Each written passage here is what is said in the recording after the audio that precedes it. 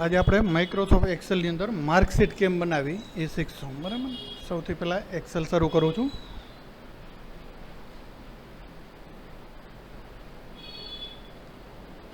આ એક્સેલની સ્ક્રીન છે. થોડુંક મોટું કરી નાખું ઝૂમ એટલે તમને દેખાય હું જે ટાઈપિંગ ને કરું એ વસ્તુ. આપણે માર્કશીટ બનાવશું. હું એના માટે અહીં લખું છું. તો સૌથી પહેલાં લખું છું પહેલાં ખાનામાં નેમ હેડિંગ લખું છું નેમ. પછી 7 સબ્જેક્ટના માર્ક્સ લખું છું ગુજરાતી શોર્ટ ફોર્મમાં લખતો જાઉં છું એટલે ઝડપથી ક્લિયર થાય. પછી ઇંગ્લિશ, હિન્દી, મેથ્સ, પછી સાયન્સ,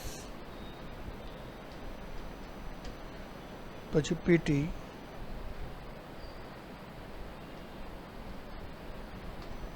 અને કોમ્પ્યુટર. 7 સબ્જેક્ટ કર્યા મેં. આ નામ લખ્યું. પછી આ 1 2 3 4 5 6 7 સબ્જેક્ટના નામ લખ્યા. પછી લખું છું ટોટલ. પછી લખું છું પર્સન્ટેજ. પછી લખું છું ગ્રેડ. આ હેડિંગ મેં લખ્યા. હવે અહીં નામમાં ડેમો 4-5 નામ લખી નાખું છું. અહીં જેમ કે રાજેશ, રમેશ, જીતેશ,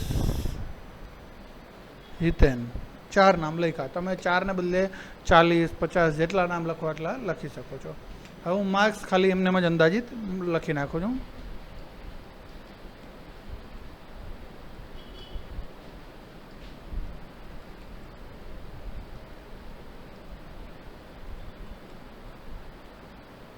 બધેમાં અલગ અલગ માર્ક્સ ટાઈપ કરું છું.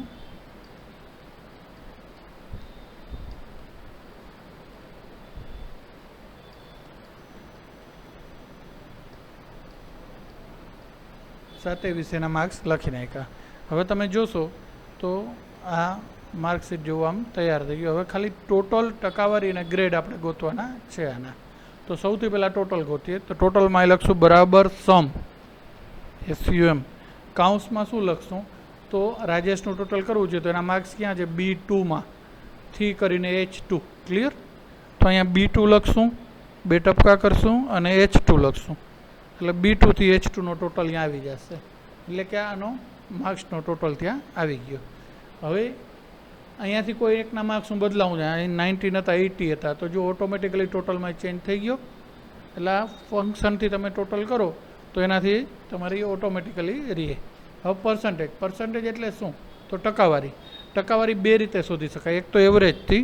એવરેજ એટલે ટકાવારી જ કહેવાય. એવરેજ કરી અને કાઉન્સમાં એ જ આપું છું B2 થી H2 કાઉન્સ પૂરો. એન્ટર મારીશ તો એની ટકાવારી 62.85 62.85.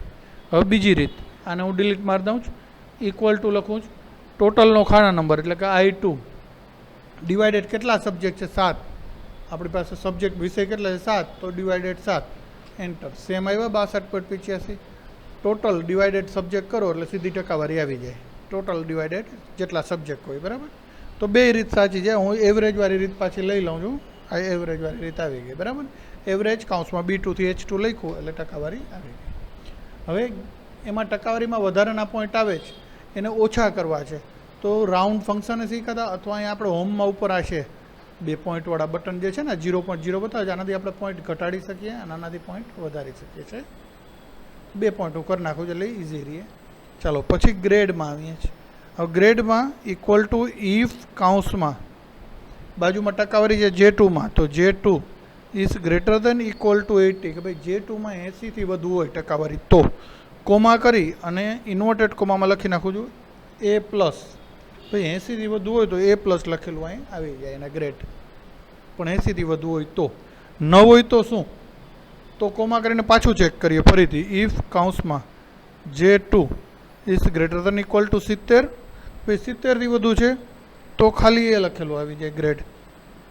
કોમા ઇફ કાઉન્સમાં J2 is greater than equal to 50. 50 કે તેથી વધુ છે તો કોમા B ગ્રેડ આવી જાય લખેલો. કોમા ફરીથી ચેક કરીએ. ઇફ કાઉન્સમાં J2 is greater than equal to 40 છે તો કોમા C આવી જાય. તમે 50 AB આપ્યો છે એના બદલે 60 AB આપવા માગો તોય ચાલે, તો અહીં 60 લખી નાખવાનું, 60 પછી 60 AB આપવા છે અને 50 એ સી ગ્રેડ આપવો છે તો અહીં 50 લખવાનું. જે રીતના તમારે ગ્રેડ સિસ્ટમ આપવી હોય એ તમારે ડિસાઇડ કરવાની, તમે લખી શકો છો. કોમા ઇફ કૌંસમાં J2 is greater than equal to 40 comma T grade comma fail, કે ભાઈ 40થી ઓછી ટકાવારી હોય તો એને ફેલ સિસ્ટમમાં લખીને મૂકી દેશો. કાઉન્સ પૂરો કરું છું, બધા કાઉન્સ એન્ટર મારું છું તો અહીંયા બી ગ્રેડ આવી ગયો.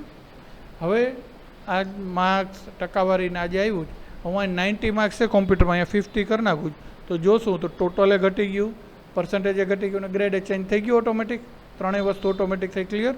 હવે અહીંયા જેમ લખ્યું છે કે સરવાળા માટે B2 થી H2, અહીંયા સરવાળો કરવો હોય તો શું લખશું આપણે? B3 થી H3, બરાબર. સમ કાઉન્સમાં B3 થી H3, અહીં B4 થી H4, અહીં B5 થી H5 એમ લખશો તમે એટલે બધાનો સરવાળો થઈ જાય. એવી રીતના અહીંયા એવરેજ કર્યું છે B2 થી H2 તો અહીંયા એવરેજ B3 થી H3, અહીં B4 થી H4 અહીં B5 થી H5 ક્લિયર. અહીંયા જે ગ્રેડ આપણે J2 ઉપર ગોઈતો છે અહીંયા C સ્મોલમાં જે હું કેપિટલ ખાલી કરું છું C ને કે સારું લાગે એટલે, બરાબર. અહીંયા J2 ઉપર કહ્યું હતું જે આ બધામાં J2 લખ્યું બધા ઇફમાં છે એ અહીંયા શું આવશે? નીચે J3, એની નીચે J4, એની નીચે J5 માં આખું ગોતશું, કારણ કે એની બાજુમાં પર્સન્ટેજ જે હોય ખાનામાં એના ઉપર જ ગ્રેડ ગોતશું ને. તો આ તો 4 થી આ લોકો કદાચ લખીએ નાખશું તમે કે હું, પણ 40 વિદ્યાર્થી હોય કે 400 વિદ્યાર્થી હોય ત્યારે શું? તો એ બધું લખવા થોડું જ હોય. તો એના માટે ઇઝી છે. અહીંયા આ એક દોર્યું છે આપણે, આ એક બનાવ્યું છે જે સમ B2 થી H2 એક બન્યું છે એને અહીંયા પર બોક્સ હશે, બરાબર. આ માઉસનો એરો છે વ્હાઇટ પ્લસ દેખાડે છે ટાણા એરો, એ બોક્સમાં નીચે એક તૂટેલો કટ દેખાય છે અહીં પોઈન્ટ નાનકડો નીચે ખૂણામાં, એના ઉપર પરફેક્ટ એરો લઈ જાય એટલે બ્લેક પ્લસ થઈ જશે વ્હાઇટ પ્લસમાંથી. પછી એને તમે દબાવીને ખેંચી લ્યો એટલે નીચે લખાઈ ગયું એની મેળે. જો અહીંયા B3 થી H3 લખાઈ ગયું, આ ફોર્મ્યુલા બારમાં બતાવે છે. અહીંયા B4 થી H4 બતાવે છે, અથવા અહીંના હું 2 ક્લિક કરીને બતાવું તમને. છે ક્લિયર? પછી એસ્કેપ કરું, પાછું અહીંયા 2 ક્લિક કરીને બતાવું, પાછું એસ્કેપ કરું છું. ક્લિયર? તો એ ઓટોમેટિકલી ખેંચી ગયું. એવી રીતના આમાં ખેંચી લઉં એટલે એમાં પણ થઈ ગયું, આને ખેંચી લઉં એમાં પણ થઈ ગયું. બને કે કોઈ જગ્યાએ આ ડોટ ન મળે જોવા તો શું કરવું? હું આને ડિલીટ મારી દઉં અત્યારે ફરીથી. આ ડોટ નથી એમ માની લ્યો, એના જે ડોટ દેખાડે ને આપણે જેને ખેંચીને કર્યું એ નથી, કોઈમાં લોક પણ થઈ શકે, અંદર કોઈ ઓપ્શનમાં જેને કોઈ લોક કર્યું હોય તો એ પોસિબલ છે. તો કેમ? તો આના ઉપર રાખવાનું, કોપી બટન દબાવવાનું, જ્યાં જોઈએ છીએ એને સિલેક્ટ કરી લ્યો અને પેસ્ટ દબાવો. આને સિલેક્ટ કરો, કોપી દબાવો. આ આંકડાની કોપી નહીં થાય, એ ફોર્મ્યુલાની જ કોપી થશે ઓટોમેટિકલી. નીચે ઓટોમેટિકલી ફોર્મ્યુલા ચેન્જ પણ થતો જશે. અને કોપી કરો, અહીં સિલેક્ટ કરીને પેસ્ટ કરો છે. તમે જોશો તો અહીં ઓટોમેટિકલી F3 થઈ ગયું છે ઇફવાળામાં.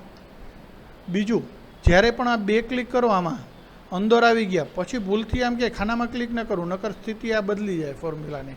એસ્કેપ હું એટલે વારે વારે દબાવું છું કે અંદર 2 ક્લિક કરીને ગયા પછી એસ્કેપ કરવું જરૂરી છે. જો તમે એસ્કેપ ન કરો સીધું ક્યાંક ક્લિક કરવા માંડો તો આખી ફોર્મ્યુલા ચેન્જ થતી જશે. એ ખાનું એમાં એક્સેપ્ટ કરી લે ફોર્મ્યુલામાં, ચાલુ ફોર્મ્યુલા ક્યાંક ક્લિક કરો તો. બરાબર? ક્લિયર? સમજાઈ ગયું? માર્કશીટ આમાં કંઈ પ્રશ્ન હોય પૂછવાનું હોય તો પૂછી લ્યો. આખી માર્કશીટ આપણે ક્લિયર કરી રહ્યા, બરાબર. હવે આ માર્કશીટમાં જે અહીં ફંક્શન કે ફોર્મ્યુલા મેં વાપરા છે એ ફંક્શન કે ફોર્મ્યુલા તમને હું બતાવું છું. તો એ ક્યાંથી જોવા મળે? ફોર્મ્યુલામાં જઈ અને 100 ફોર્મ્યુલા દબાવો એટલે અહીંયા જ્યાં આપણે ફંક્શન વાપરા હતા એ દેખાડે જ છે. હું આને આ બધા ખાનાને થોડા થોડા નાના કરી નાખું જેથી આખું તમને દેખાય. એટલે ક્લિયર? સમજાઈ ગયું?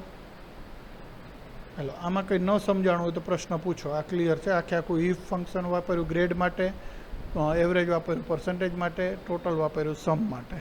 7 સબ્જેક્ટના માર્ક્સ લખ્યા, 4 વિદ્યાર્થીઓની માર્કશીટ બનાવી. એક્ઝામમાં કદાચ 10 વિદ્યાર્થીઓની પૂછાય તો તમારે 10 નામ ફરજિયાત લખવા પડે, બરાબર છે? આવી રીતના તમારે જ્યાં ક્યાંય તમે બહુ જોબ કરતા હો જ્યાં તમારે 100 વિદ્યાર્થીઓ તો 100ના નામ લખવા જ પડે, એના માર્ક્સ એ લખવા પડે. ફોર્મ્યુલાથી તમે ટોટલ ટકાવારીની કરી શકો. માર્ક્સ ઓટોમેટિક લખાઈ ન જાય તો તમારે જ લખવાના થાય છે. ચાલો આટલું રાખીએ. આજ માર્કશીટ ક્લિયર થઈ ગઈ.